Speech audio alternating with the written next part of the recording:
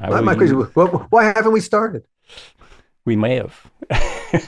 That's always my that is always my suspicion that really it's the stuff in prep that sometimes, well, that's good stuff. I might as well use that too. So Yeah, hey, the minute exactly. minute we're on, the minute we say hello, I always assume you're always on. Started. You're listening to. Were you still talking? That's how we got here, right? Indeed. All right. Hey, welcome back. You are listening to Were You Still Talking? And on my show today, I have A.L. Katz, or maybe it's Alan Katz, I don't know. He has written and produced TV shows like HBO's iconic Tales from the Crypt. You must have seen that. Showtime's The Outer Limits. He's written and produced feature films like Demon High, Bordello of Blood, Children of the Corn 2, to answer all those questions that weren't answered in the first one, and the new streaming horror black comedy series, Are You Afraid? I've never even heard that one, but I haven't had HBO for a minute. He's the creator of How Not to Make a Movie podcast and the How to Live Bullshit-Free blog, and several others that we'll get into. Thanks so much for coming on the show. It is a pleasure to be here, Joel. Thank you so much for having me. I'm going to ask the question that I'm going to go way back in the vault here and ask the question that many people ask me sometimes, even though I'm not in the movie industry so much. What's a producer? The term covers a lot of territory. And most of the territory that the title producer covers is bullshit. Thank you. But there are, all right, at its most basic level, the producer is the organizer. In different media, a producer on a film project is kind of different from a producer on a TV project, and it's entirely different from a producer of a theatrical project or a producer on a podcast even. And so as a producer, it's you are the creative crux. In TV, because it is writer-producer driven, when you say you're a producer, it usually means I'm a writer-producer. And the great thing about the television for writer-producers is that you are the person, you're the creative focal point. Whereas in feature films, it's not a writer's medium, it's a director's medium of necessity, because the writer really is just putting down the floor plan. But it's a visual medium. The words it's like a floor plan for a house. You need a great floor plan, but it ain't the house. The house has to be built up, and it's got lots of other elements that the screenplay is never going to mention. And so the screenplay in a feature film is just the starting point. But in a TV series, you're talking about an ongoing universe that, in essence, the writers will have to maintain. It's like keeping a bunch of plates spinning. And so the writing process, in essence, is ongoing at all times on a TV series. And so, of necessity, in TV, a director is really just a traffic cop. A TV series is going to have what's called a house style. It's got to look the same every week. And so the director, you're not hiring a director to come in and say, hey, it's your movie, man. Make it look the way you want. Don't you fucking dare. Do not dare. You are there really for your name. But really, on a TV series, if it's really a good director, it doesn't matter what their name is, should be able to fulfill that assignment. Yeah, you don't need the big brand in TV. Again, it's you're part of a much larger, it's a mosaic, really. And so, so in TV, really, there are layers of producers. There's executive producers, supervising producers. These are all ways that we try to, it's figuring out where in the pecking order exactly do you sit relative to the other co-executives, supervising, coordinating, co-producers. That's kind of how that works. So what does a producer do? Everything and nothing.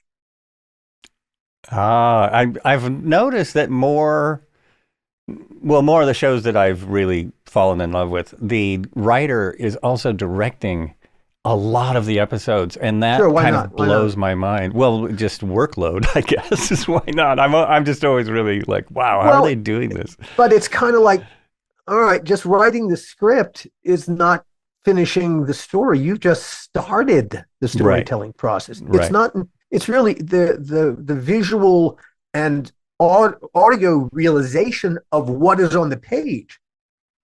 Does it only really begin to become a movie or TV show? And even then, really, movies and TV shows, the audiovisual medium does not begin to get really written until it gets into the editing room. And that's where all the pieces finally get woven together with sound and music. And in essence, you begin to write with sound and visuals. And it is very much part of the writing process. And so the writing on a movie or TV show continues all the way through the last moments of post production because you're still tweaking. They're not words anymore. They're sounds, they're visuals, they're colors, but this is all part of an extended and expanded writing process. Uh, so from a creative standpoint, yeah, if you're a writer and you can see it all the way through, you ain't gonna get final cut. But if you can be the penultimate cut, well, it's not bad. And especially, these days, unless there's a real disparity of vision, everyone's gonna be on the same page. right, Hopefully, if you're right. doing it right, it's a collaborative process. Oh, small, subtle differences of opinion, maybe until the end. But otherwise, for the most part, everyone's got the same vision. And ideally in TV, if there's a good showrunner who has, I was very, very fortunate in my career. I worked for, when I did Tales from the Crypt, I had four huge movie producers as my bosses when I did that TV show. I gotta just for 1 second. Yeah. I read the part about you co-creating Tales of the Script. Yes. Yeah. Tales of the Tales from the Crypt. Crypt. And Yeah. for some reason, in my mind, I guess I've been talking to a lot of crew members, and I read this Facebook group called Crew Stories, where it's mostly about what the crew. So for some reason, I was thinking, oh, so you made the Crypt Keeper. I didn't make the Crypt, but that was Kevin Yeager. Uh-huh. Kevin, Tales from the Crypt did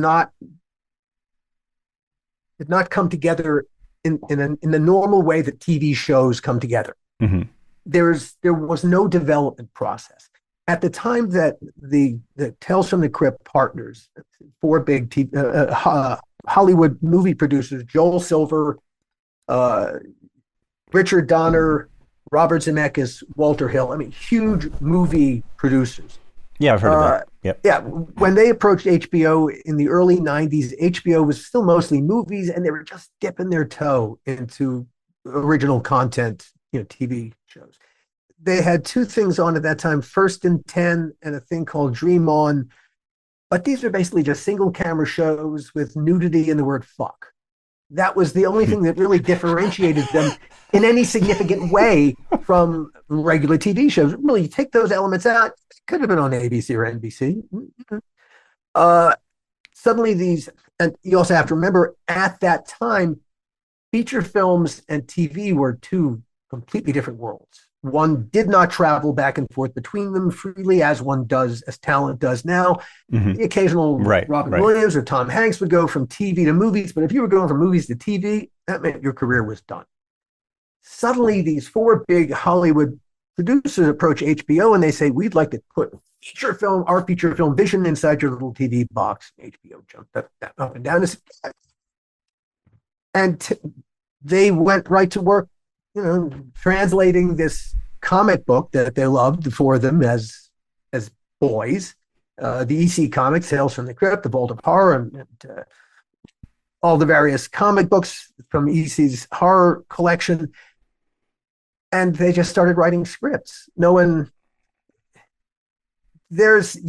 actually, normally you'd hire someone like me to oversee the translation of this concept, the franchise, let's call it, whatever it was that was in the EC Comics that we're now going to translate into this other medium. How do you do that? How do you take those elements from that medium and put them into this completely different medium? It's not automatic. You don't just go, well, we're going to do it, and it just appears there. That's not how it works. That's wild, because it sure seemed that way to us people watching, especially the way it was transitioned. And yeah, it sure seemed that way. There was more to it. Yeah, it's strange but true. The first 3 episodes were amazing. It's Richard Donner's Dig This Cat, He's Real Gone, Bob Z's All Through the Night, All Through the House, and Walter's The Man Who Was Death. When they did this, like I said, they went right to script. No development process, no one in charge of managing the franchise from there to here. But all right, first 2 episodes were good. HBO ordered 3 more. So the first season was 6 episodes. They were still happy at the end of the first 6. And so they ordered 2 more seasons, a second season and a third season. But because the executive producers didn't approach it like a regular TV show, not only did they not take it through a development process to manage the translation of, from here to there, but also someone overseeing the scripts and the quality and making sure that every script had the elements of the franchise in the scripts. They never found a deficit partner. What a network or an HBO is going to pay the first time, that license fee, the first time that they show, or the second time, it is not going to pay for the cost of production unless you're doing this with community college players, on a zero budget. It's just not going to pay for it. And so in order to pay for production until you get to profitability, whatever those markers are, and in the old days, you had to get a show into syndication. So you had to get 65 episodes. HBO didn't care about syndication. They're subscription. There's nothing here to there to them. So, a season could be, they didn't care. So however the partners were going to pay for it was not HBO's problem, but the partners made it their problem because they didn't have a deficit partner. And so when it went over what HBO had agreed to pay in the second season, HBO cash flowed all the overages. And the night before the wrap party, HBO handed the executive producers a financial statement. They said, guys, if you want to see that season 3, which there would have been money in the pockets of the executive producers, they said, pay us the $1 million cash you owe us, or forget about it. Well, so the executive producers canceled the wrap party. They fired everybody, and they got out their checkbooks and literally wrote HBO checks for the total to $1 million. Oh my God. Which they then promptly took out of season 3. Now, having fired everybody, they had to hire new producers to take over running the show for what was supposed to be the 3rd and final season. Now, I had been partnered at this point for many years with a guy named Gil Adler, who I met the very first week I came out meeting and greeting people in Los Angeles. Gil was one of the very first people I met. I had a script that I'd written that he liked. When I came out to LA in 1985, I thought I was comedy. I was a comedy guy. Horror was not my thing. It's not really my thing to this day, but okay, that's where my career, a lot of it ended up. But Gil was he came out of the theater in New York and also a comedy-oriented guy, but he had trained as an accountant. And so Gil understood that if you have $1 to spend making your movie or TV show, do not spend $1. You have not got it. Now, if you can make your movie or TV show for 99 cents or 98 cents, still make it look like that $1. Well, that's even better. Hey, if you can do it for 97 cents and make it look like $1 or $2 or $3, now you're onto something. And so the creative process is a constant problem-solving process. And Gil's solution to the problems was not throw money at it, it was throw more creativity at it. And that's exactly the way that I approach the creative process. And so we bonded as creative people, but also as friends. We became best friends. And because Gil was such a terrific producer, he had done a show for HBO called The Hitchhiker. Oh, yeah. He produced that up in Vancouver for them. And they had a show that was in trouble a couple of years after that called Vietnam War Stories, which had a big ticket show. And it was over budget, it was over schedule, it was shooting in Savannah, and they sent Gil to take it over. And lo and behold, not only did he bring it back under control, it won awards.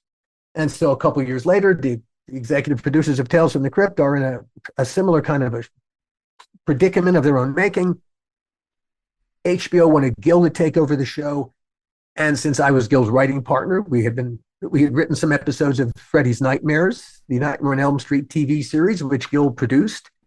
Since no one was doing that job anyway, HBO didn't care. The executive producers weren't thinking of it like a TV show, so they didn't really care. And so, even though really, truly, I was not qualified to be the showrunner and to really do the job that I did on Tales from the Crypt, I became really the showrunner, the creative showrunner.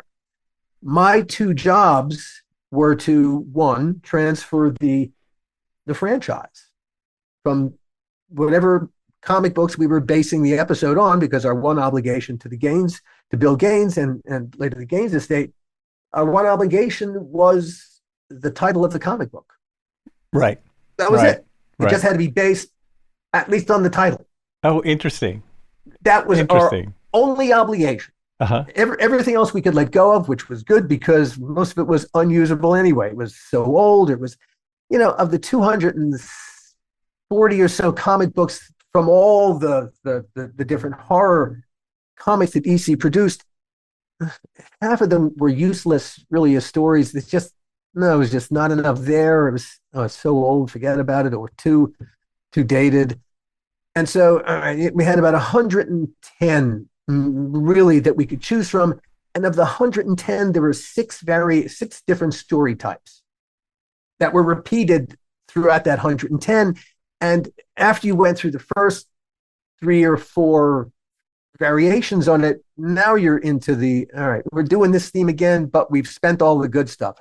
So by the time that we got to ultimately season 6 and then season 7, we had used all the good comics. There was nothing. Right. There was nothing left. But there had been no development process for there, and so my job was to take the franchise, the thing that was redolent in the comic books, and make it redolent in every frame of our TV series. And so I was the last person that every script went through before it went to our department heads, before it went to actors. So I was the last word on our words.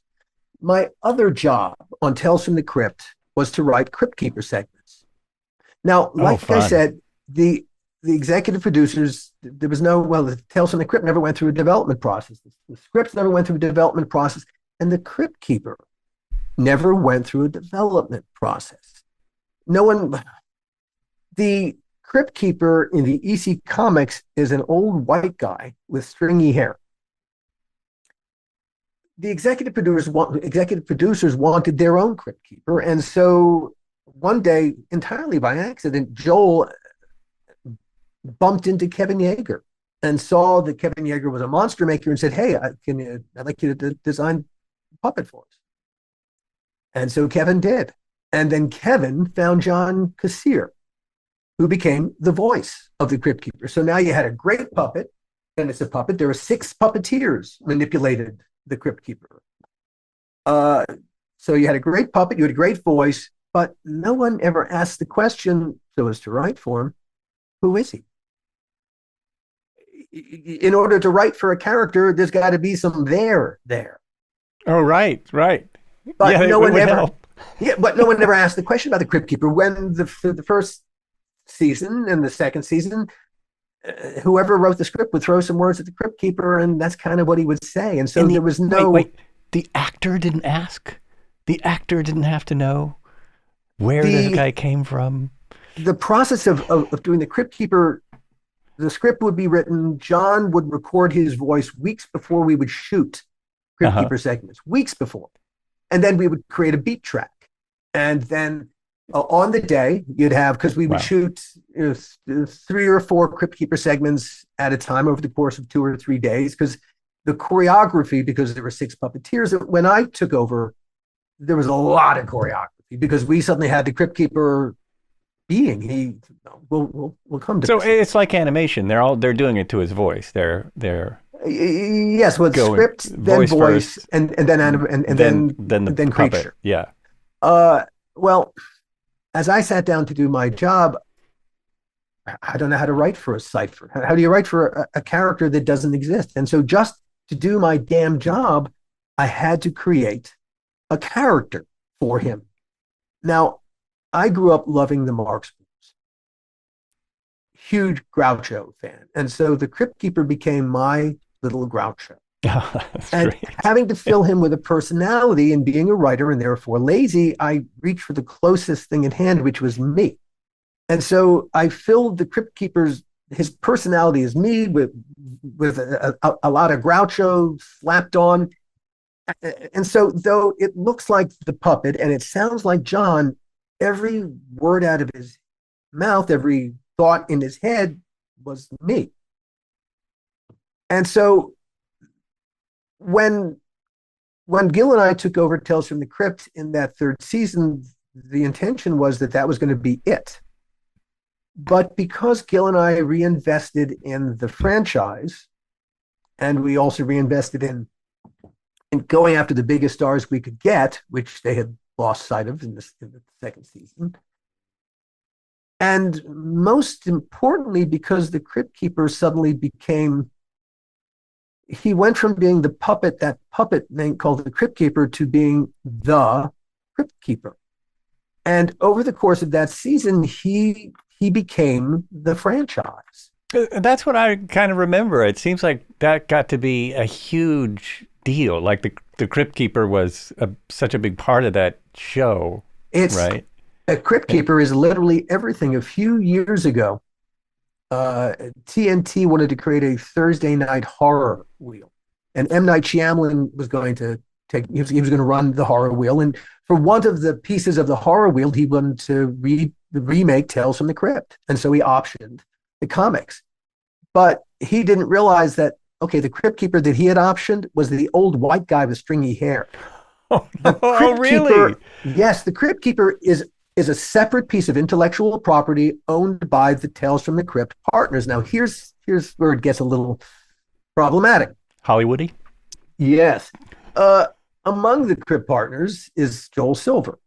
And Joel Silver is a legendary producer. He's made the Lethal Weapon movies, the Matrix movies, the Predator and Alien, the Predator movies. I mean, just a huge action producer with a reputation as one of the biggest assholes to ever come out of this town.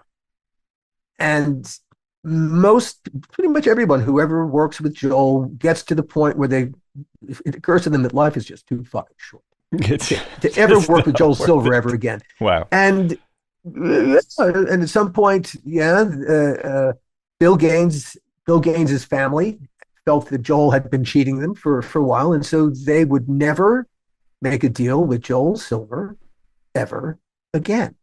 And so the Tales from the Crypt and the Crypt Keeper are divorced forever.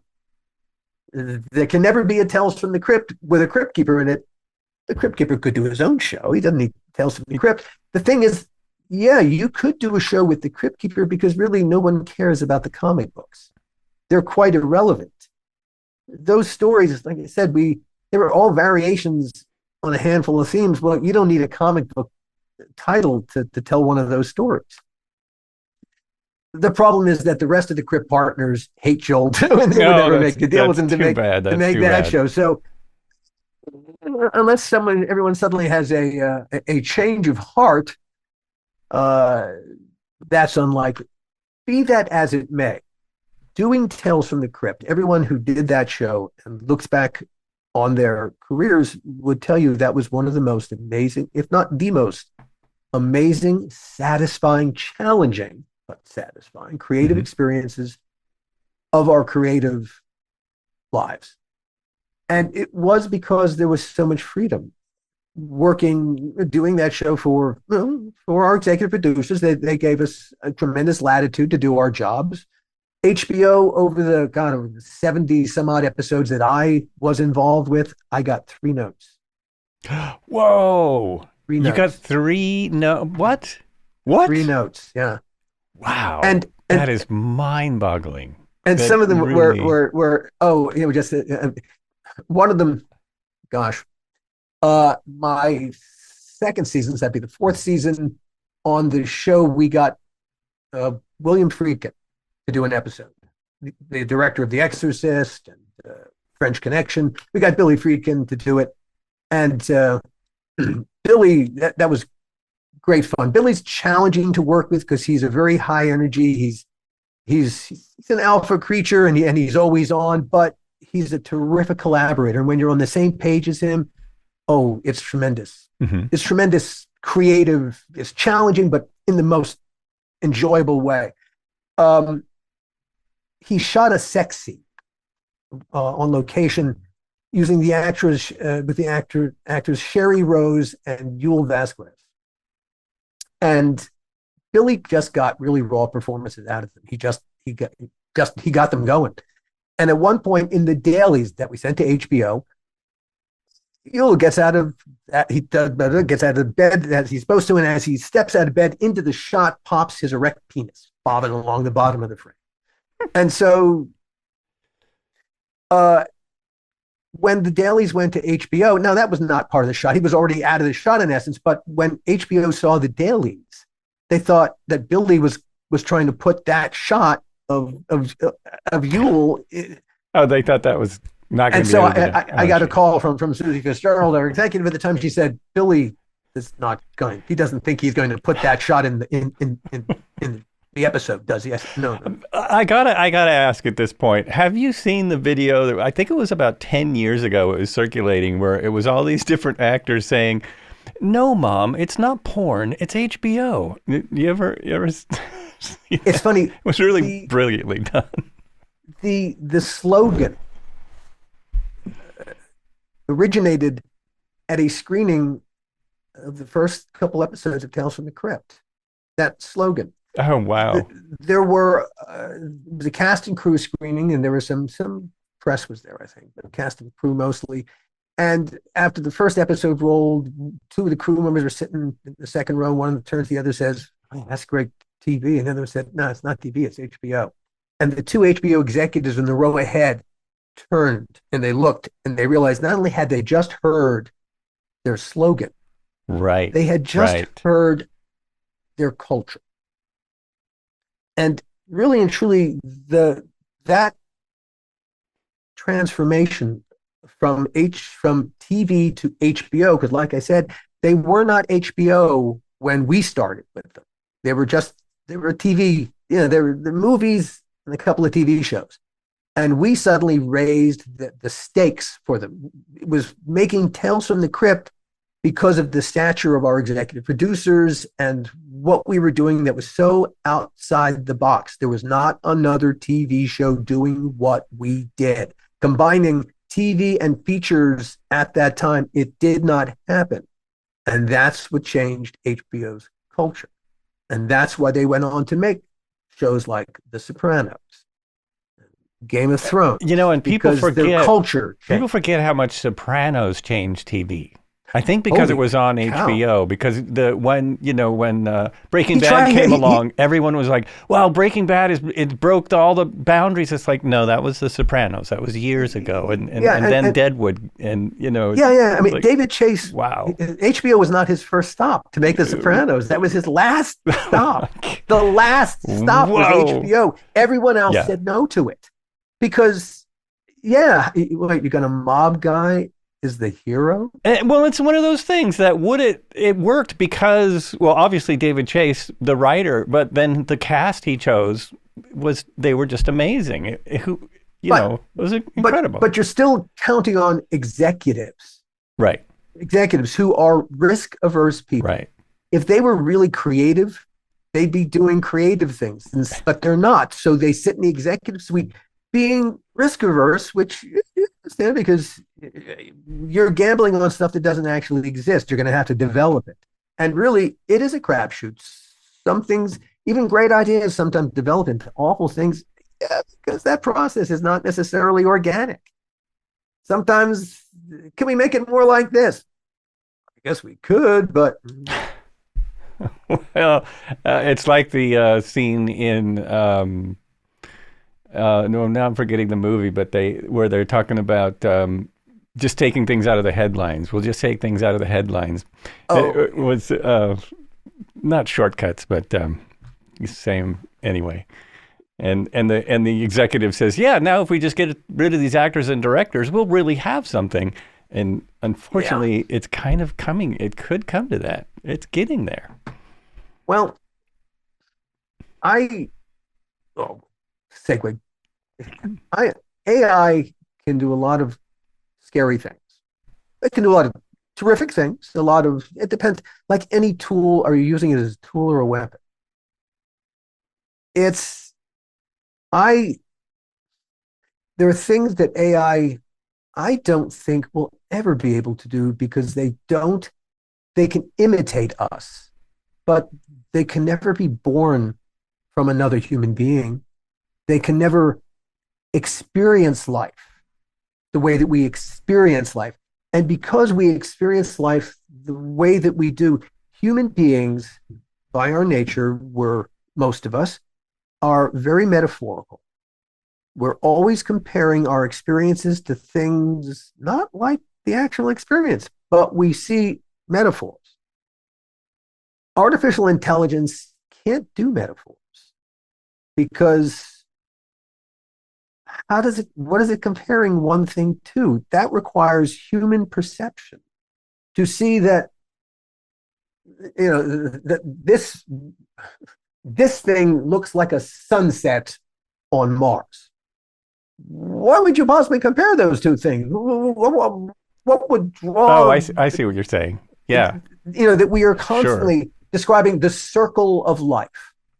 Well, that's a metaphor because life is not a circle. So asking artificial intelligence to say the circle of life, what does that mean to artificial intelligence? Unless it has seen it described by a human being as this, and it can tell you circle of life is this, but it could never create the idea.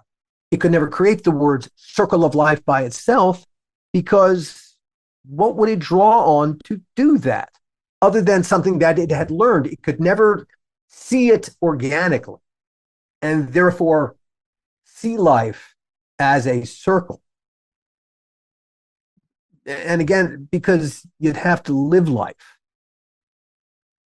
and understand your own mortality from the inside as a creature destined to die.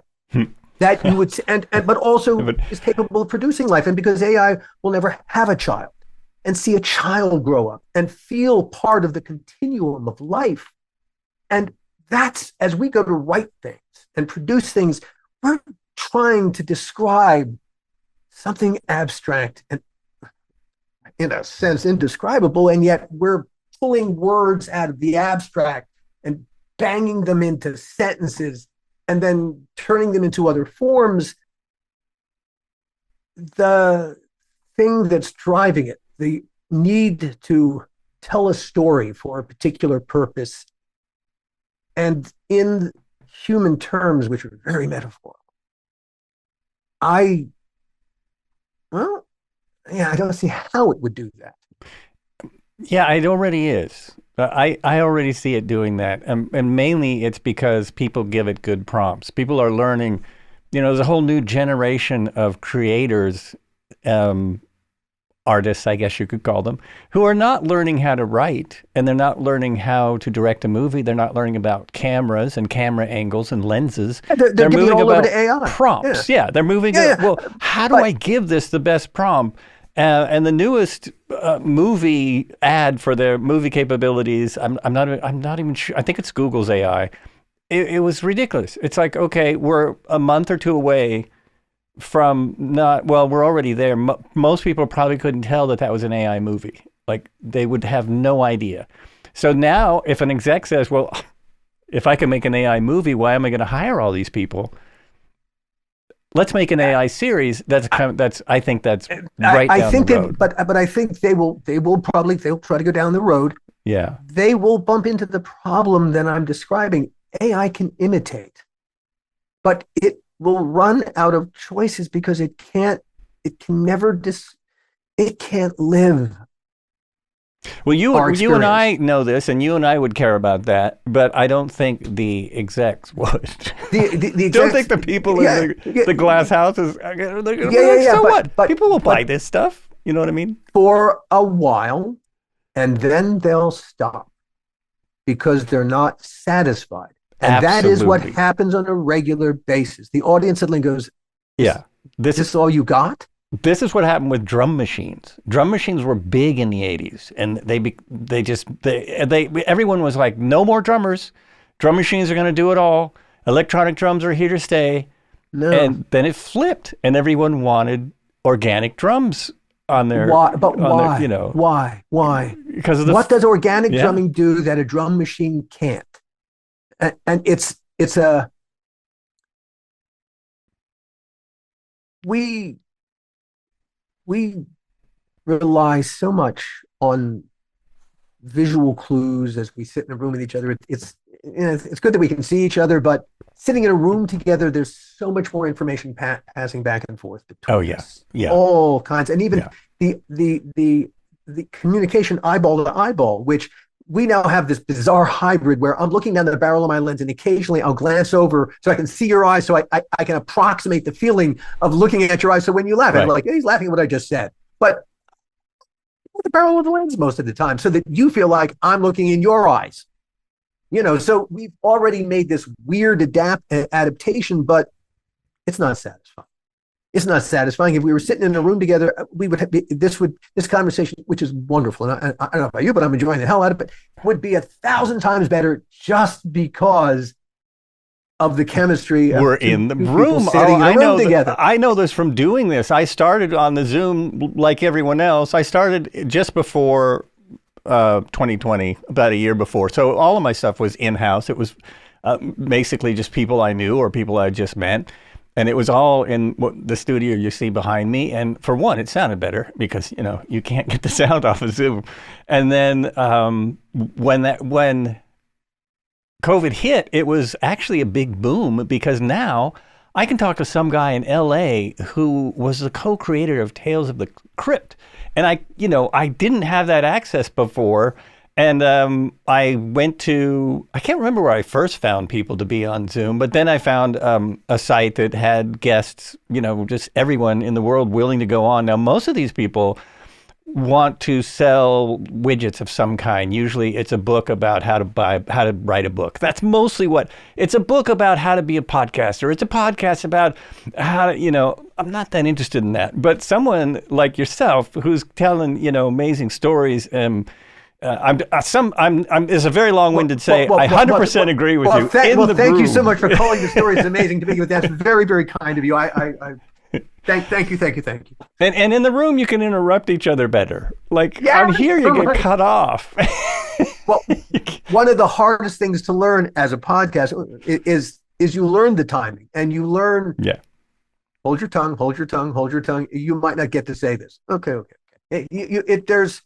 There's a lot of editing inside our heads that goes on as we all learned how to be podcasters. Right. And my road to podcasting, I'm going to take you on a little journey. How I got into podcasting, because when I suddenly realized I was where I was and what I was doing, I realized I'd become the thing I always wanted to be when I grew up, which is a podcaster. I didn't know what that was when I grew up, but yeah. No such thing existed. But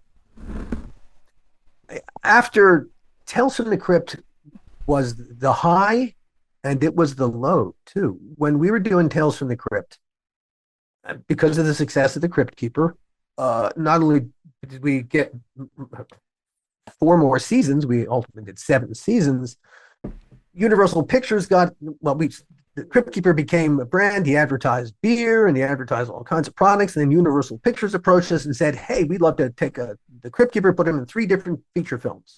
I forgot about that. I guess that's why I thought the Crypt Keeper was so much bigger than the show, because suddenly you saw him everywhere for a while. We did a couple of feature films. Yeah. And so the mandate was do 3 different movies because we're an anthology.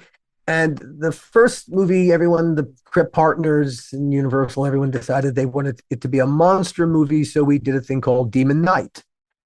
And Demon Knight's a very successful movie. I think it's a horror classic. I think it's extremely well directed by Ernest Dickerson. He was Spike Lee's cinematographer and DP. Great cast. Billy Zane's a wonderful villain. Great villain. Jada Pinkett Smith, Bill Sadler. It's got a wonderful cast. CCH Pounder, Bill, God, I don't know his name. It's just an amazing cast. Top to bottom. Then when we went to make the second Crypt feature, everything kind of went off the rails. The mandate was make 3 different movies. Now, I said, Gil and I were not horror guys. We came out of comedy. We were afraid of being, as happens in Hollywood, pigeonholed as horror guys. Mm-hmm. And so we saw the second Tales from the Crypt feature, as did our entire creative team, as a way to prove to the town that we were not one-trick ponies. Yeah, it was going to be a horror movie, but horror covers a lot of territory. We had been developing a script for about 1.5 years called Dead Easy. It was based on another script called Fat Tuesday, but we had developed it into a project called Dead Easy. It was a taut psychological thriller about a recovered memory. It took place in the swamps outside of New Orleans. A wonderful villain, this Harlequin character. And 18 months developing the script. Universal had signed off on it. We were in development. Months of literally, spent months in New Orleans prepping the movie. We were in casting. We had a young unknown actress named Salma Hayek to play the female lead. And 3 weeks before the start of principal photography, Universal said, "Stop. Don't spend another penny. Get on a plane, come home. You're not going to make that movie." Excuse me. So we flew back to LA, kind of shell-shocked, and they said, "Okay, here's the deal. You're not going to make Dead Easy. Forget about that. You're going to make this thing called Bordello of Blood instead. And your release date hasn't changed. You still start in 3 weeks, guys. Start rewriting this thing. Go." Now, where the hell did Bordello of Blood come from? The script that we had never heard of, never seen before. At about this time, Universal, a new movie studio had come into being called DreamWorks. DreamWorks was Steven Spielberg leaving his deal at Universal, not the lot, but leaving his deal at Universal and becoming a studio unto himself. I worked for them, yes. And they began making talent deals. And one of the people that Universal was afraid that Steven would make a talent deal with, because Steven Spielberg was Bob Zemeckis' mentor, was my executive producer, Bob Zemeckis. And Universal approached Bob. They said, "Bob, we love you here at Universal. What can we do to make you stay?" And I don't know any other part of the deal. He stayed. Obviously, the deal was good enough. I know one deal point. Universal Pictures agreed to buy the first student's script that Bob Zemeckis and Bob Gale, the future Back to the Future writers, ever wrote when they were film students at USC. The first student script for $500,000. $500,000 as just a way to put money in Bob's pocket as part of a deal point.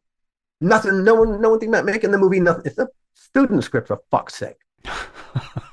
Now Universal thinks, wait a minute, we're just going to eat this $500,000. Hey, wait a minute. Bob was about to executive produce this horror movie, this Dead Easy thing. We spent like $50,000 on that script. Fuck that shit. We'll take it out of their budget. Guys, you're making Bordello of Blood now. Hey, it's got Bob Zemeckis and Bob Gale's name. It's better than Alan Katz and Gil Adler, right? Oh, yikes. And so for that reason, we went from making a movie that all the creative people involved we had spent 1.5 years working on. We saw this as our way out of Palookaville in a sense. And instead we're making a student movie that we don't give a fuck about. And we got 3 weeks to get it operational. That's an impossible assignment. And so we all turned and began to make Bordello of Blood, a movie that literally nobody making it, nobody making it wanted to make. We all felt a certain kind of resentfulness. Now, once our studio demonstrated that they didn't give a fuck, that just became pandemic. We had to cast, first, rewriting it was impossible because the main character is a small town detective. Now, ask yourself, how much business can a detective really do in a small town? Not enough to be a small town detective. That's the kind of character that theory doesn't work too well. Yeah, that's the kind of character that, I don't know, film school students might write because they haven't lived any. They don't know. That's ludicrous. It's a ludicrous idea. No, but we did not have that luxury. And Bob Zemeckis, I love working with Bob Zemeckis. Everything I know about the art of collaboration, I learned at that man's feet. He was incredibly gracious because this was not something he expected. He said, guys, do whatever you have to do. You know, I'll help you any way I can, but there was no help in this thing. There literally was no helping. Then our executive producer, Joel Silver, who among the executive producers, aside from Bob in this case, was frequently engaged in what we were doing, he insisted on casting our three leads for us. Now, for that small town detective, we had read, and we wanted Danny Baldwin, one of the Baldwin brothers, and he was ready to do it, but Joel didn't want that. He hired Dennis Miller, and to this day, I couldn't tell you why. Our audience did not give a fucking toss about Dennis Miller. In fact, Dennis didn't want to do our movie, and he said, all right, I'll do it for $1 million, figuring nobody in their right mind would pay Dennis Miller $1 million to be in a movie before. But for some reason, our executive producer, Joel Silver, said, okay, we were a $12 million movie. I didn't have $1 million in the budget for any actor, not the lead actor. I had $500,000 in the budget. So we went to Universal. We said, can we get some help? Can we get a little breakage? And they said, give a fuck about Dennis Miller. We don't understand why you cast him. And so we had to take that extra $500,000 to pay the actor we didn't want from, well, where was all the money in our movie? Special effects makeup. But the stuff our audience was coming to see. We literally took it away from the thing our audience wanted to see to pay an actor our audience didn't give a fuck about. And this was imposed upon us by our executive producer. And I couldn't tell you why Dennis. Maybe Dennis had naked pictures of Joel and doing something. I cannot even imagine what Joel must be doing in these naked pictures. All right. Erica Leniak, well, we wanted Bridget Wilson, was her name, the actress. I understand why Joel wanted Erica Leniak, but what Joel wanted was never going to happen. She was in a stable relationship and decided just after she accepted the part in Bordello and Blood that she really didn't want to be that kind of actress in this kind of movie anymore. And so before she would get on an airplane, Gil likes starting, since Gil was directing the movie, he likes starting to shoot on a Thursday. You shoot Thursday, Friday. If you have any problems, you have the weekend to fix them before you start in earnest on Monday.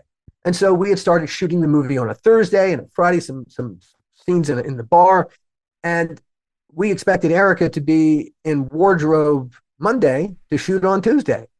On Saturday, I'm on the phone to her manager, and we shot the movie in Vancouver for stupid reasons. We had no business being in Vancouver, but we're in Vancouver, and I'm on the phone to her manager, and her manager says she's not getting on an airplane unless you rewrite the script.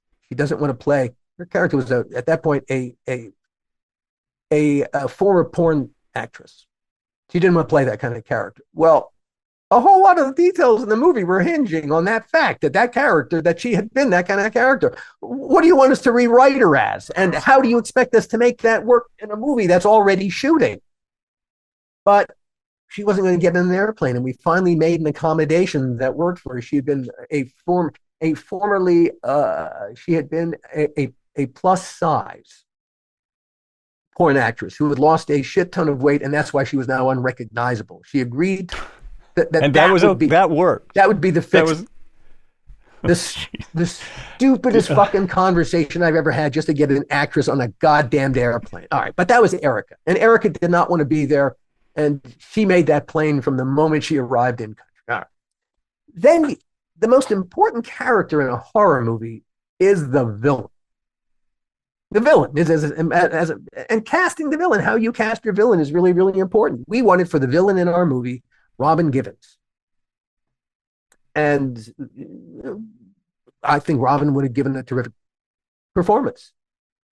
But at the same time that we were making or about to make Bordello of Blood in Vancouver, our executive producer, Joel, was executive producing another movie in Seattle at the same time, a thing called Assassins, starring Antonio Banderas and Sylvester Stallone. Oh, yeah, brilliant. No. Yeah, and it was directed by my other executive producer, Dick Donner.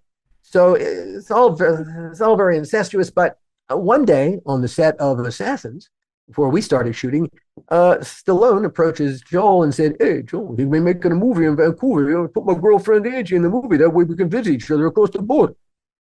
And rather than being a responsible executive producer and saying, "That's a great idea, Sly, but let me check with the guys to make sure it works for them first," he said, "That's a great idea, Sly."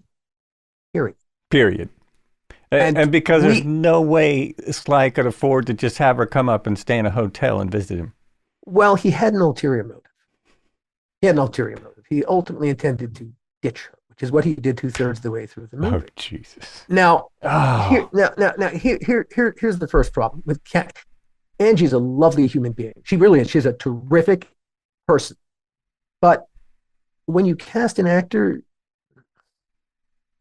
it was not a fair ask for multiple reasons. She didn't have the chops, the qualifications. Not her fault. She had been a supermodel. She had not trained as an actress, had never really been an actress. Now, having cast a lot of actors over the course of my movie and TV career, I can tell you one thing. I never cast an actor and wanted them to act for film or TV. It's the last thing I ever wanted an actor to do. Acting on the stage is important because the people in the back row got to see and hear you. So you got to. But the camera's right in your face. And if you act, it'll see you act. And I'll have to cut it out. Stop acting. That's the big direction that yes. Because you hear really, so much. Just stop acting. I've done both. I've done play and movies on a small scale, and I love the fact that you don't have to act in a movie. Oh, yeah. You know, no. And the important thing when I hire an actor for a movie or TV project, I want them to be. Yeah. The trick to film and video acting is we'll give you a different names, we'll put some words in your mouth, but you have to be able to tap into your raw emotions at these moments. And I don't want you to act angry. I don't want you to act sad. I don't want you to act curious. I want you to be it. Because that's what the camera is going to see. And in the first Tales from the Crypt feature, Billy Zane is a great villain because he doesn't have to act that. He was one of the scariest movies that I ever saw. One of the first movies he made, I think, Dead Calm. Yes. Brilliant. Because Billy has those qualities in him. He's a little crazy. And so he just lets that free. He lets that go. And that's Billy's magic. That's his art. He is able to show us some of who he really is. The thing about Angie Everhart, she's a wonderful human being. There's not an ounce of anything dark or villainous or mean about her. And so when Angie had to do that for our movie, she had to act because she could never I see what you mean. it. She's not capable. As a human being, she doesn't have it in her, and she doesn't. I would never cast her for that part anyway because it's not her. It's not her. We didn't cast Angie because we thought we saw something in a performance that we think we're about to reveal to the world something that we saw the hidden gem. That's not why we cast her. Like I said, Stallone had an ulterior motive. He intended to ditch her. And we were the consolation prize. And that is exactly what happened 2/3 of the way through the movie. While we were in the middle of the day, I think he texted her and broke up with her that way. And she was a wreck for the rest of the movie. We were the consolation prize. Hey, I got your movie, didn't I? Now, we were aware of the fact that he was fucking around on her the whole time.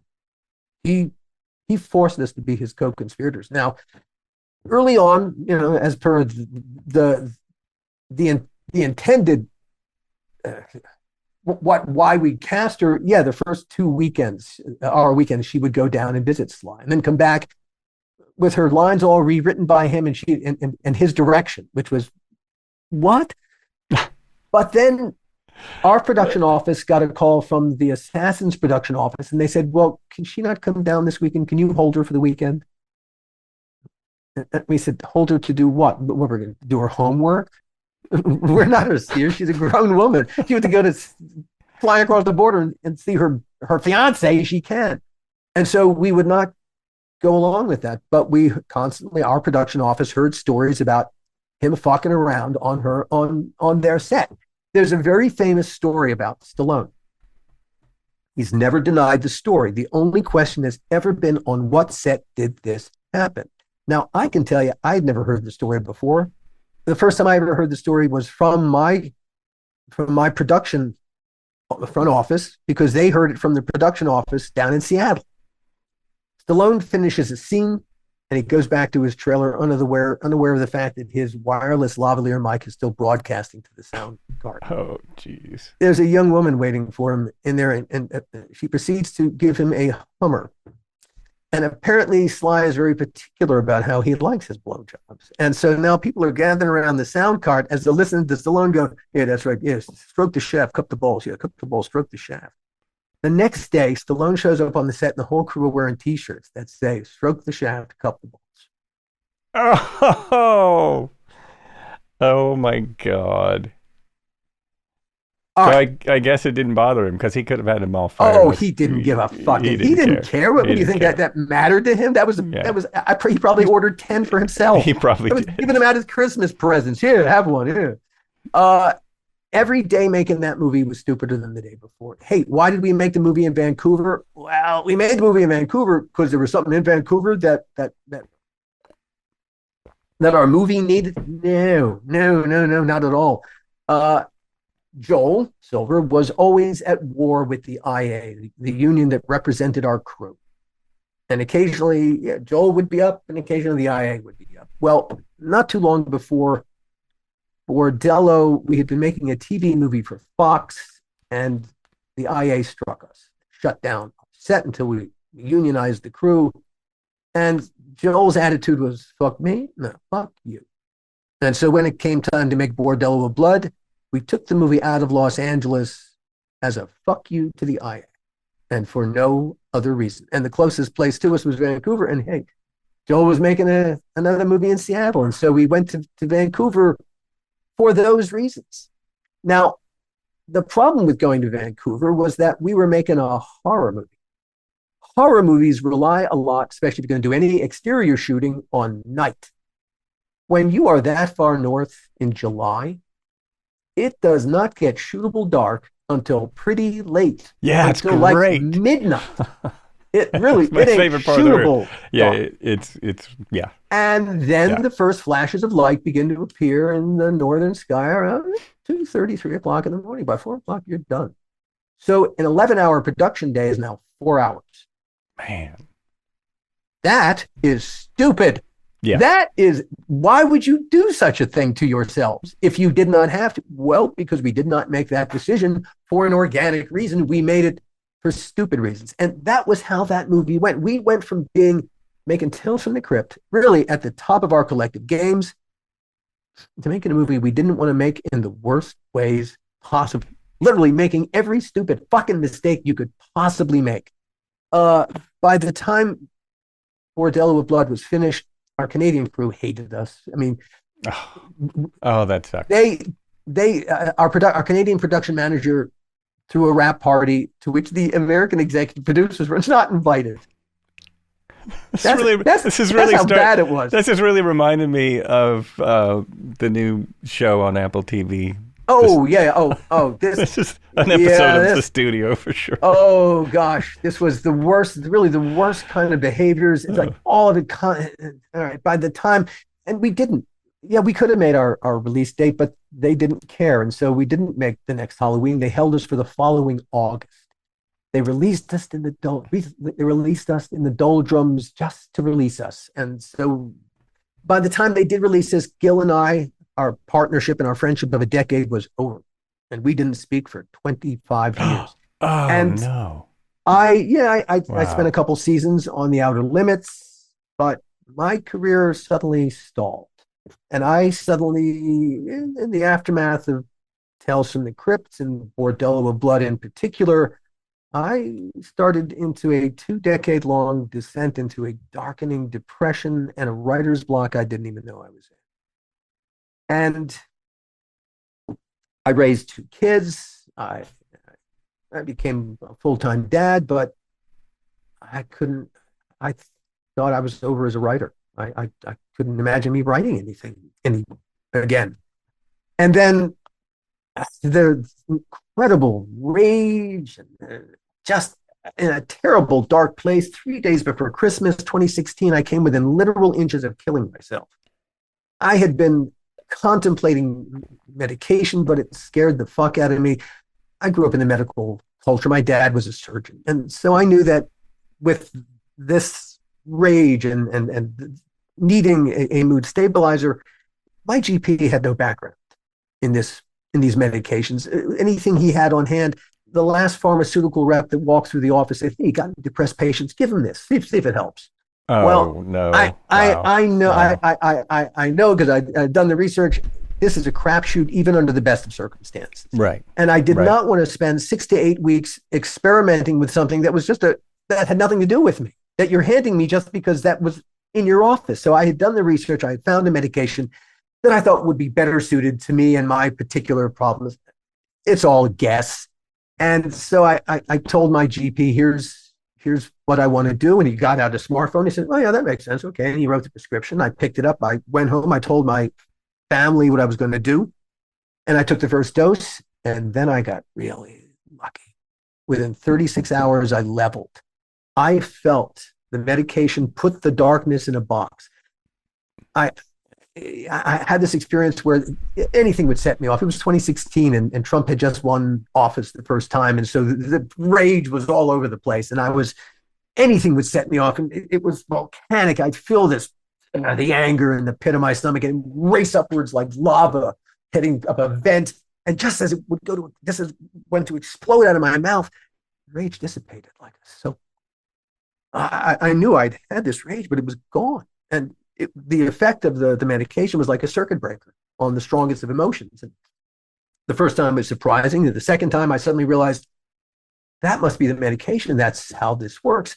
And because suddenly, yeah, the darkness was indeed in a box. It could not get at me anymore. I was very self-destructive. I was very angry at myself. And the problem was I'd been keeping a secret from myself for 45 years. The thing at the core of my self-directed rage.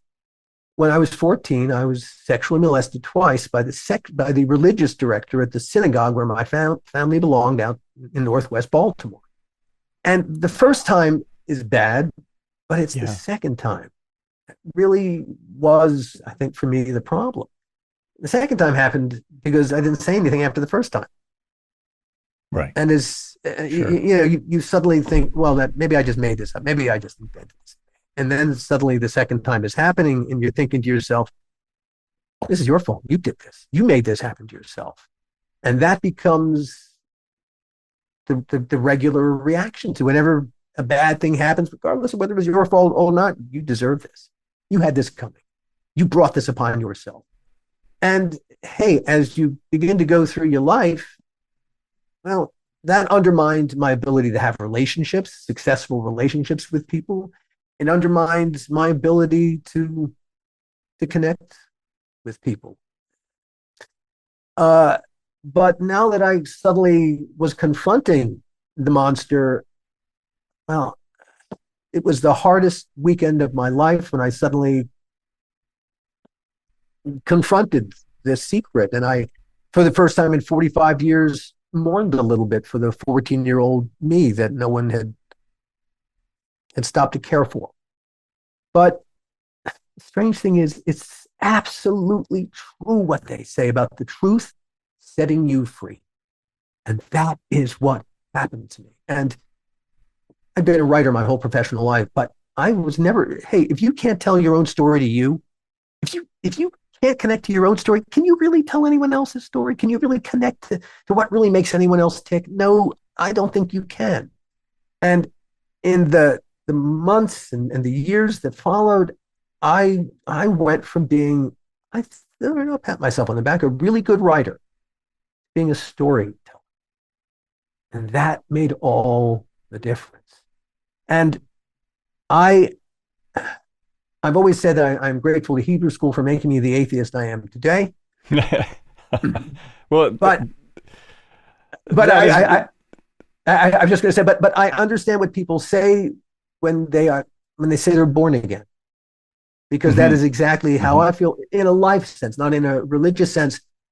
But I suddenly felt connected to my life and to everyone in my life in a way I never felt connected before. And because I can now tell myself my own story, suddenly, I could tell anyone else's story. Honesty was incredibly important. The truth will set you free, not bullshit. And it occurred to me that I'd come within inches of bullshitting myself to death, because I was quite convinced that my kids, my family, some insurance money, that they'd be okay. They'd get over it in time. Well, that's bullshit. And the thing that was driving me to harm myself was bullshit. And so, it really struck me that I'd come within literal inches of bullshitting myself to death with that, which I thought was hilarious. And so I began writing a blog called How to Live Bullshit Free. And that's ultimately, it's one of the projects, one of the podcasts that's coming in the future is the podcast version of How to Live Bullshit Free, a practical guide to not killing yourself. It's a great, I don't know, it's a great concept. It's a great name. One of the greatest things about your story there was that the first thing you tried worked. I mean, I know so many people. Oh, I got lucky. I said I got lucky. Really, it's awesome. It's awesome to hear that when that happens, because I'm sure you know people too who don't get lucky, and it's a whole absolutely it's a lifelong, positively. I used the word luck, and that was nothing but luck. But I will take the luck and try to do something with it that helps the people who aren't as lucky. That's part of the obligation that comes with being lucky, is my feeling. Well, all right. The pandemic happened, and in the aftermath of the pandemic, a couple of Tales from the Crypt fans had started a podcast called Dads from the Crypt. There were these three dads from different parts of the country, and they review all the episodes of Tales from the Crypt and give parenting advice. Oh, that's great. And so they were fans of the show. Yeah, they were fans. And I thought that was hilarious. And Jason Stein, one of the dads, reached out to me and said, "Hey, we're going to be reviewing one of the episodes you wrote. You want to sit in with us?" And I said, "Yes." And we had a wonderful time. And a few weeks later, Jason reached out to me again. He said, "Hey, we're going to be reviewing Bordello of Blood. You want to sit in?" And I said, "Jason, the story of the making of Bordello of Blood is not a half-hour conversation. It's a podcast unto itself." And suddenly that was, and I realized I needed to tell the story of the making of Bordello of Blood as a podcast. But in order to tell it, and it was important to tell it with balls to the wall honesty. And I really was not interested in calling out anyone else except for two people. Dennis Miller, because it's just not a pleasant person, and that's not necessary. And Sylvester Stallone, because he's a prick. But aside from those two people, really the only person who's really I wanted to ride was me, because I think I was a rather terrible, unconfident producer. Well, I didn't want to be making that movie, but I took the money. And so I should have done my goddamn job better than I did it, is my feeling about it now. So really the person that I most wanted to take to task and to mea culpa was me. But in order to tell the whole story, every last bit of it, I needed Gil. And I hadn't talked to Gil in 25 years. And when we broke up, it was really bad. There were all kinds of recriminations and unkind things said and thought. But I reached out to Gil and I said, "Look, here's the deal. I want to tell the story of the making of Bordello of Blood, and I want to do it on mic. We have never talked about our relationship, what happened to it." I said, I want to do that live on mic. I want that to be part of the storytelling. And he said, okay, I'll do it. And it was really, the goal was to tell the story with balls to the wall honesty. Mm-hmm. And that is what we did. And that must have been difficult. That must have been. Oh, it was no, it really wasn't. Once we started doing it, oh man, the truth just flowed, and it was cathartic for us because we both needed to tell the story all the way. We needed to tell the story with each other, to each other, to remind each other what happened to us, to really all the promise that evaporated, that just blew apart because of this thing that neither of us wanted to do. And it was that honesty in the storytelling. Chris Collis at Entertainment Weekly called us the best film podcast of 2022. And I saw that. That's amazing. Yes. And he called us that because of the incredible honesty of the storytelling. And there's more than one film podcast out there. I mean, that's not a small thing to be picked out of. Yeah. No. A very, very high honor. But that became the watchword. It's the honesty. And the thing about podcasting that I love, if I want to take an idea from my head and turn it into a movie or a TV show, oh my God, years to write the script and get it to where it needs to be for the marketplace. All right, if I'm doing it as a TV show, let's say, then I've written the first episode. I got to create what's called the Bible. That's okay. And episode 2, 3, 4, 5, 6, through the rest of the first season. And what happens in season 2 and season 3 and season 4? Who are all the characters? Tell us about the whole world. And what are the character arcs? And what is this show supposed to be about? That's another 50 to 60 pages, considerable amount of time to write and get right. Okay, now you spent years getting your project ready for the marketplace, which means a bunch of executives. Now, to induce these people in executive suites just to fucking read your script, you have to create what's called a pitch deck. And the pitch deck is kind of a comic book version of the whole project so that with a couple of words and images, they can decide whether or not to read your script. And if they say yes to reading your material, that's just the tippy top of the meat grinder. If they say yes, then there's a whole other process. This sausage at the other end, who knows what the fuck that is going to be. All right. And along this way, there are thousands of assholes standing in your way. And at any one point, one of those assholes can kill your project dead. Just go. That's all. All right. With a podcast, there's only one asshole standing in my way. It's me. So long as I'm willing to do the work and create the content, I got to go out and sell it myself, find the audience. I'm willing to do that. I'll take that risk. Cool thing is, I own everything. I own the story flat out. Now, if we'll come to why that's going to be important. Ownership of the material. Now, I had a friend after I'd done a couple seasons of the How Not to Make a Movie podcast, a friend, let's call him Hal. And he approached me. He wanted to do something that happened to him, a story, absolutely true story. And he wanted to do it as a movie or TV series. I said, no, you don't. And when he told me what the story was about, I said, you especially don't, because they'll never let you tell this story the way it needs to be told. And he needed to tell the story anonymously, as you'll understand why. I said, and that's a problem, because you can't tell your own story anonymously and then change people's names, because then you're an unfaithful narrator. Who can trust you? I said, I can tell your story and keep your anonymity, and then I simply become the arbiter. I become the referee. I don't lose integrity. I gain integrity because I'm keeping your secret. So I said, so that's how we're going to have to do this. And I said, we're going to do it as a podcast. Now, here's what happened. And this became The Donor, a DNA horror story. My first story podcast. Now, crazy story. Yes. Hal worked his way through medical school in the mid-1980s as an anonymous sperm donor. Jump forward 27 years. He's a successful radiologist, and he joined at 23andMe, curious about his health genes. Never occurred to him the ramifications of adding his DNA to a growing DNA database. That's what 23andMe Ancestry are, that part of their business. he lost his donor anonymity. Suddenly, 7 total strangers found Daddy. Do you know how this was my big question about this? How did he? And I mean, I guess it's a lesson also that these things are not anonymous. There's somebody has.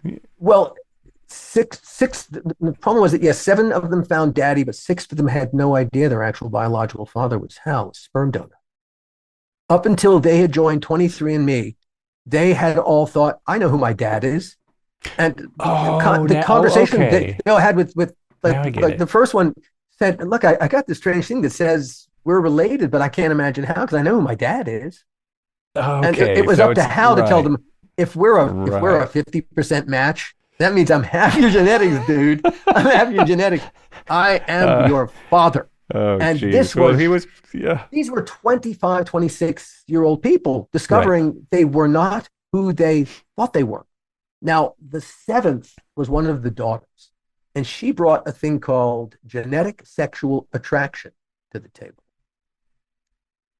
Now, the adoption community has known about genetic sexual attraction for a long time. People who are genetically related, but who are not raised together, when they meet later in life, having never met each other before, a lot of why we have taboos about brothers and sisters and family members, it's not just we have a taboo, there's imprinting that happens early in our lives in the first 2-3 years. There's imprinting, there's research that suggests that this is what happens, and it's the imprinting that is rather instrumental in why we're not sexually attracted to our siblings or our parents. So without the imprinting, then we are. It can happen. There's a better chance for it to happen. The woman who coined the term genetic sexual attraction, her name is Barbara Gagne. And she gave up a son for adoption at the age of 16. She met him 25 years later when he was an adult. And she fell head over heels in love with him. And he fell in love with her. She was willing to have sex. He wasn't quite there. But she described the feeling as the most intense thing she'd ever experienced. That is bizarre. Yes. So when one of the daughters brought genetic sexual attraction to the table and suggested that Hal was experiencing it toward her,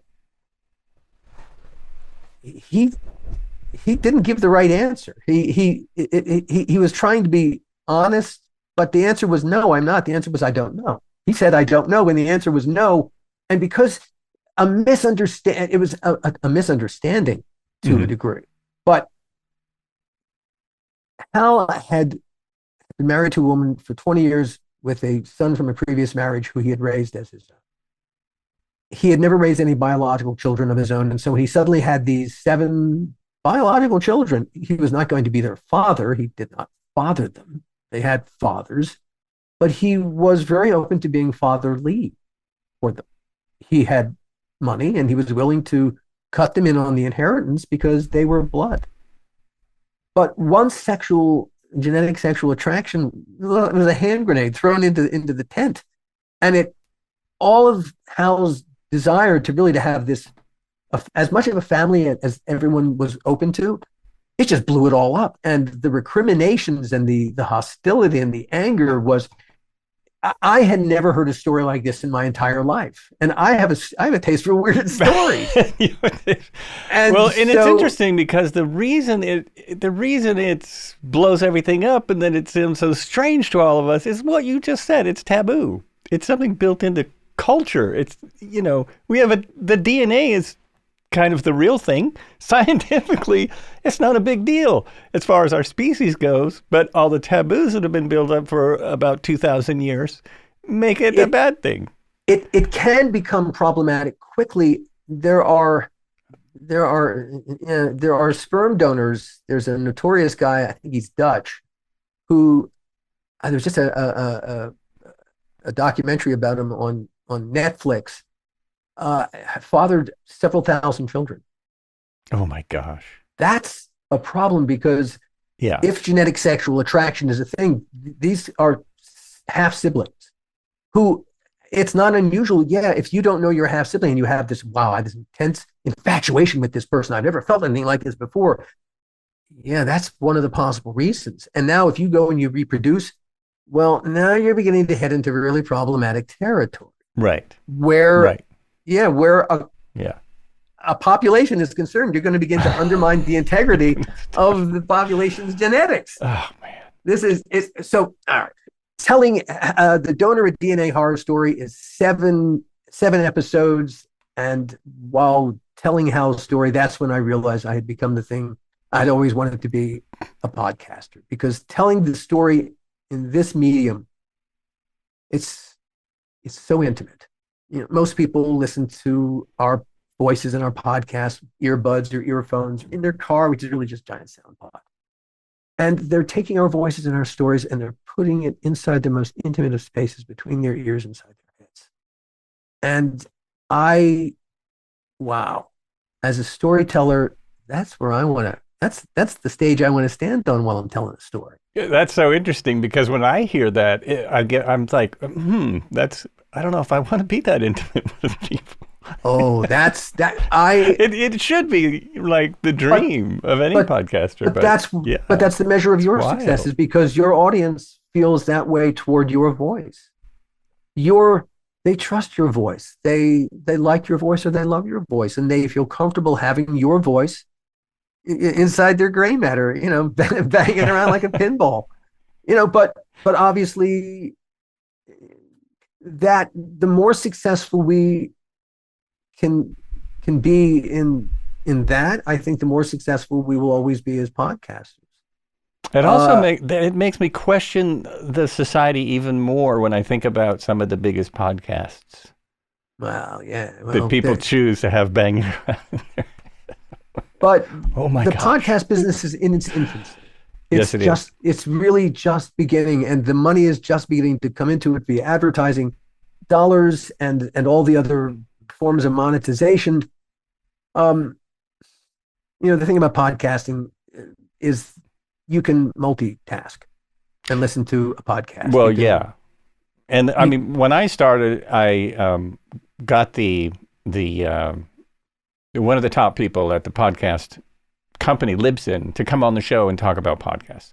And at that time, the biggest podcast was doing so many numbers, and there was only, I think, to make it to 10 podcasts was like 10% of the people made it to 10 podcasts.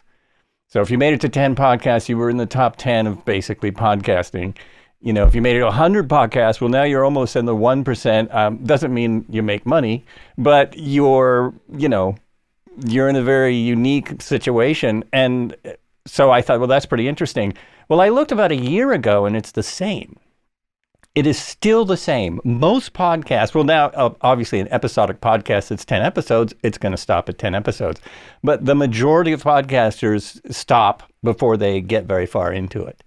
So because what do they? You have to commit to a particular thing. If you're doing it to make money, yes, you will probably be very disappointed and very quickly. Very quick, and that's the thing. I'm doing it for the joy of it. I'm doing it to talk to people like yourself and find out new things in the world and put out new things, to other people. It's so. To me, I'll be honest. My goal is to create content that, I want to drive a lot of advertising dollars toward what I'm doing. As I was doing the donor, I had to do a lot of research into the donor conceived community. Mm-hmm. And one of the people who graciously agreed to talk to me was a woman named Donna Hall. And Donna learned at 40 that she was donor conceived, which blew her world apart to a degree. But when Donna told me her story, I said, holy shit, Donna, you're a podcast unto yourself. She said, I know, I've been trying. Well, Donna had an amazing story, a great story, but how you tell a great story is really, really important, because it's really easy to take a great story and just flatten it out and make it, the truth in a great story will set everybody free. It's how you got to get down to the nuts and bolts, the nitty and the gritty. You really want to bring out everything and make a great story blossom all the way.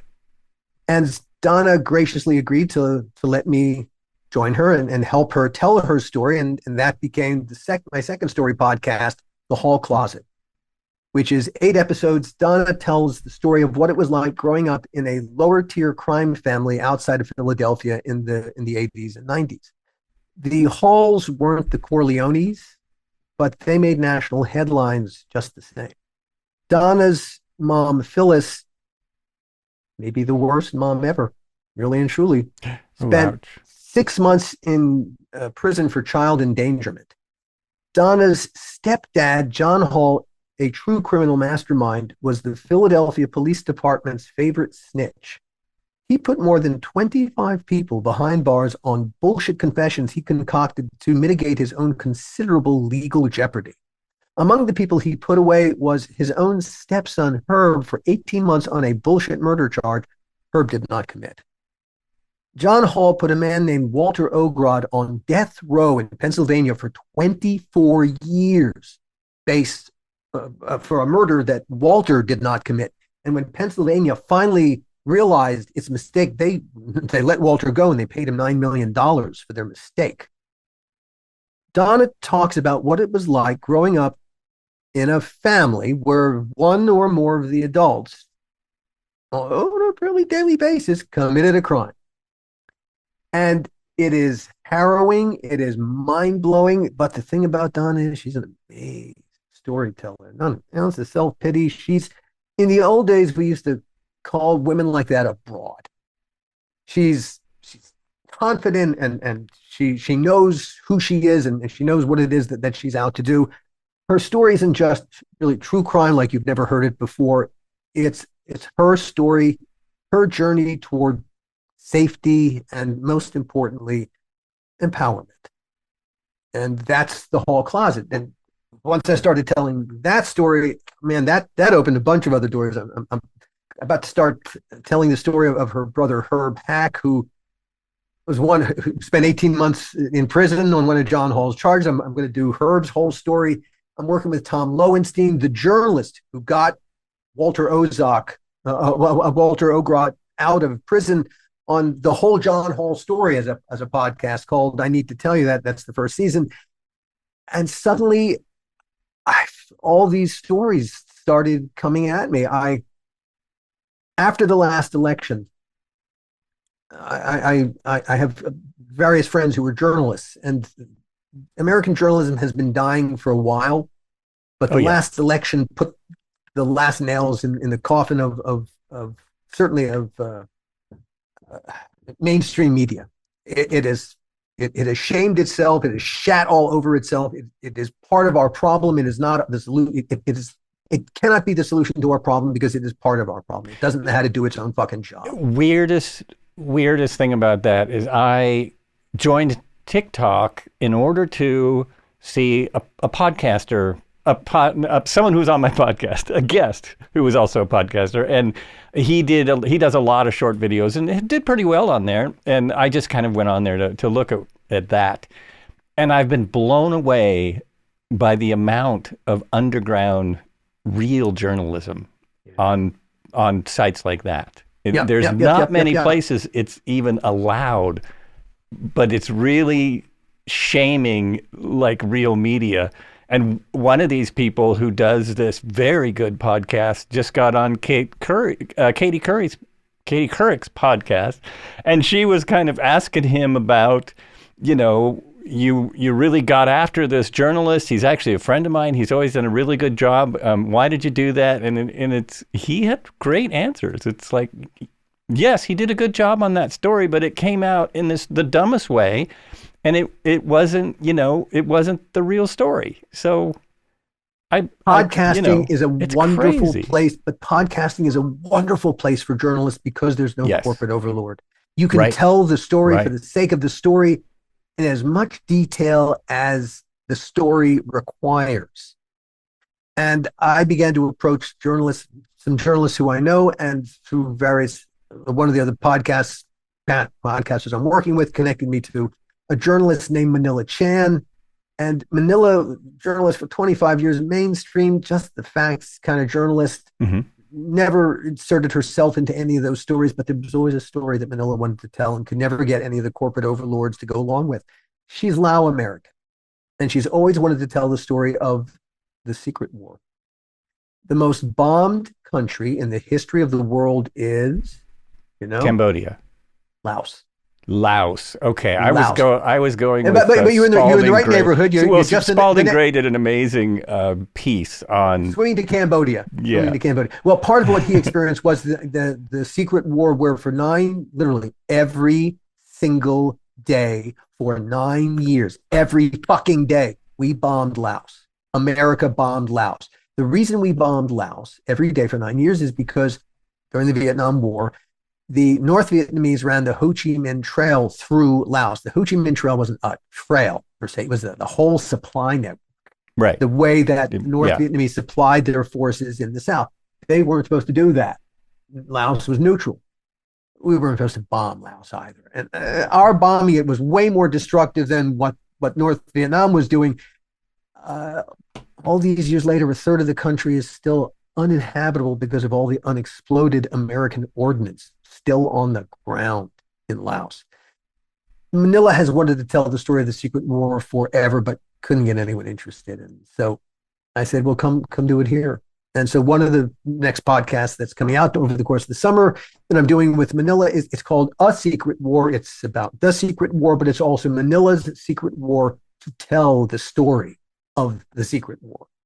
And so I'm giving a journalist, working with a journalist, podcasting is giving her a chance to tell the story she could never tell in any other medium, in the way that she's going to tell it, with the intimacy, the urgency, and every last bit of her journalistic integrity intact. Another journalist I'm working with is a social friend, is a guy named David Swanson. David is he's a photojournalist. He took one of the iconic 9/11 photos of the first responders down in the pit.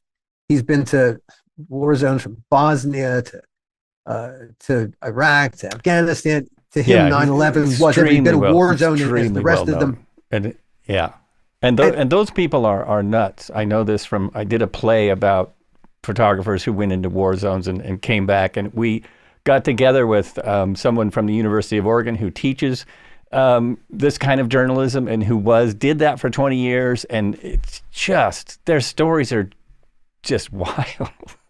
their brain is different. It's like they run toward the firefight instead of away from it. Yeah. What David wanted to do, the reason he's doing this podcast, yes, his pictures speak 1,000 words. They can tell you what it looked like standing where he stood, but they cannot tell you what it felt like standing in that terrible place. And that's what the podcast purpose is, to tell you what it felt like standing there, taking that photo while war is exploding all around you, while 9/11 is happening, while the LA fires are happening. Hey, while you're standing on a red carpet and the stupidest of wow. The contrast. So his stories are the contrast amazing. That's really incredible. I was in LA for riots, fires, earthquake, Northwoods earthquake, the freeway chase with last thing I thought about in any of those situations was, we should take some pictures. Until it was over. At the end of the riots, we went and took pictures, but it was, this was not what we were thinking. Although these days that seems to be everyone's first thought. Now that's everyone's thought. Yeah, exactly. Now they're like, I could sell this. I could take a picture. It's like, no, not when they're shooting at people or burning down. David, in his experience on multiple occasions, he has been at work doing his job as a journalist, and he's been asked, are you the writer or just the photographer? And so David's podcast is called Just the Photographer, and hopefully the goal is to have the first episodes sometime in July, start dropping in July. And A Secret War, probably in September, that one will drop. I'm working on a podcast with a comedian named G.D. Fenderson called What Makes Us Laugh. It's about what makes us laugh personally, but also what makes us laugh culturally. And in the very first episode, we're asking the question, does everyone have a sense of humor? Mine is different than it was in December. Your sense of humor? My sense of humor has changed. Well, they it's like do, I used to don't they? love The Daily Show. Now I'm like, no, I can't. This isn't. You're not funny today. I can't. I want to be able to laugh at this, but I'm just having a hard time. There was After the last elections, certain things stopped being funny. they just stopped being funny. And Simply because the other one is The Onion. You know The Onion? You ever see their stuff? They put out the same type of story, and it's just like, but that's real now, so it's not funny. It was funny when that was not real. yeah. Now I can't. Are we living in a post-humorous world? I Post-comedy still laugh. world? Obviously, I've laughed a lot on this podcast, but It's yeah, laughing it's to like- deflect the pain. yes, it is. Which is what laughter is largely for. I mean, come on, our in favorite essence, yes. comedians. When you watch George Carlin, you're not laughing because it's beautiful ideas all the time. No, it's was the ring of truth. It's the truth. It's that truth slapping you in the face in that particular way. It's the surprise of, oh my God, that's so true. Yeah. God, you're. Oh, that's. I never thought of that way. They've been playing a lot of his comedy on different media, and you watch it, and it's like, these are 30 years ago, Yeah. but they're spot on. They're just like exactly what's happening today. It's bizarre. It shouldn't be bizarre. We're humans. We repeat ourselves. But that's why G. Defenders and I wanted to do this podcast together, because he's a comedian, and so it's important to him. I created the Crypt Keeper, which to me was that's not a scary character. That's a comedic character. That's why he's successful. Not because he's scary, it's because he's funny. Oh yeah, while he's being scary. Oh, yeah. That's the secret sauce. And so, I guess I've always been curious about funny things, but in these here times when, does everyone have a sense of humor? And we laugh. CD does a terrific bit about, he says that the best place you should go on a first date with someone is a comedy club. If you laugh at the same things, you'll be okay. That's very true. That is very true. He describes the fact that he and his first wife did not laugh at the same things, and that marriage was miserable. Me and my wife laugh at the same things. We laugh at a lot of the same things. It's true. And she laughs at me all the time, which is awful kind of her. But it's helpful. It's helpful in a marriage. I would argue, as I do in this first episode of that other podcast, that if you can't laugh at yourself, I would say you don't have a sense of humor. And we use the word sense of humor. And I would say not everyone has it as their original equipment. I would say Donald Trump does not have a sense of humor. He cannot laugh at himself even remotely. Yeah, I think that's part of his. It's part of his psychotic. He's psychotic. Well, he's not alone in it. There are lots of people who all of the comedians that we really love are usually telling jokes about themselves. I mean, most of their stories are about, this is what happened to me, and it's funny because it's them. It doesn't. That's the nature of comedy. It is. It's a recognition that we're in pain.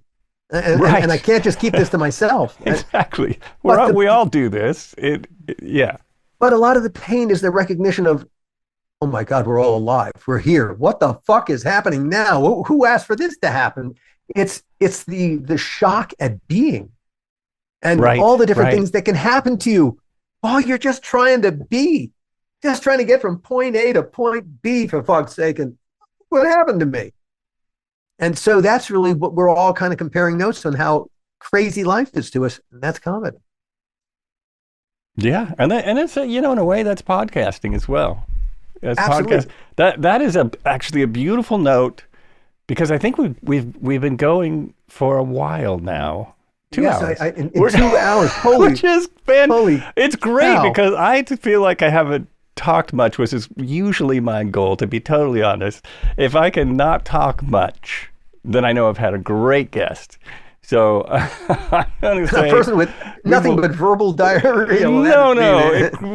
It's great stories. I mean, we really, so many of I love Hollywood stories. Now you said you were in L.A. Now, okay. So how long were you in L.A.? 11 years. I was there 11 years. It took me 5 years to go, I guess I can live here. And then, because I went down there to be a drummer, that was my goal. I ended up doing I was a drummer, but I did everything else as well to survive. Sure. I worked, I ended up working at animation studios a bit. So Doing- that's when I worked for DreamWorks. I worked for DreamWorks TV Animation when it was in its infancy As as a production assistant. I was a okay, PA, okay. a worker. They call those worker bees. And so absolutely necessary. You but can't what get I anything did done for without them, what I did for them was I organized artwork for the show that couldn't get started, and so I got it all organized the artwork. I'm all ready. We're kind of ready. Still making artwork. I'm bringing it in. I'm organizing it, and then I sat on my ass because it couldn't get off the ground because the heads of the studio were very, very busy. So the TV animation part was not important to them. It was. But the great thing about Spielberg is he does not put his name on something that he doesn't know what's going on. He doesn't stamp anything. So he wanted to see everything, every piece of art, every whatever it was, which meant it might have to go to who knows where in the world that he's shooting a movie or producing a movie and be seen by him, come back with his note, et cetera, et cetera. So yeah, it took a while. And then they now address the note and send it back again. Yes. I was so excited. I thought I was going to meet him. He came to see the studio because he had never seen it. So he came to see it. And there was this big meeting. Hey, folks, he's just a guy. Don't treat him like a celebrity, da-da-da-da-da. The minute he gets there, man, it's like a bunch of little kids, which is what artists are. I mean, these are all artists. They're all big fans of sci-fi and stuff. So it was He just made like, movies well, I'm that not we going to meet love. this guy. Yeah, absolutely. Yes. You know, Yeah. and we since you're in the business and you're part of the process, yeah, it's I don't know, the connections are. It's very exciting to work with people who do what you do and have succeeded so handsomely. Yeah, it is. It is. And the nicest thing he did for us was he had a Christmas party at his studio, his office studio on Universal lot. And so I got to see a bunch of original Norman Rockwells hanging up. That was the funnest part about the Christmas party. I didn't care about anything else, but he has these Norman Rockwells that he's collected, and that was fun. That was fun to see how large those paintings are and how amazing they are. So I just got a strange message from my Pro Tools. I really should wrap this up. Although I could go another hour. I'm really enjoying this. Let's do this. Let's commit to having another conversation. Sounds good. That sounds I'm good. down if you're down. I'm getting up to my 100th episode, and at You're that listening point, I'm going to start doing more repeats. I've repeated a couple people, but at that point, I'm really, really like this conversation. I'll do my little... I have too. I've enjoyed the hell out of it. Good. It sure seemed like it. So you've been listening to Were You Still Talking? This is Joel Albrecht, and I've been talking to A.L. Katz, or Alan Katz. That's my middle name. And we've been having an amazing conversation. It's so great to have you on the show. We will do it again. I barely got to ask a question. So many more questions I could ask you. Well, then we have to have another conversation, just so you can ask your questions. I apologize for not shutting up. No apology necessary. It's been really fun. So thanks for listening, everyone. Be sure and share it. Maybe I guess it's important to put a review places. Try it. You'll love it. I appreciate you listening, and we'll see you next time. I'm having more of these more often now because I have a new bunch of guests that want to be on. Thanks so much. Be good to each other and be good to yourselves.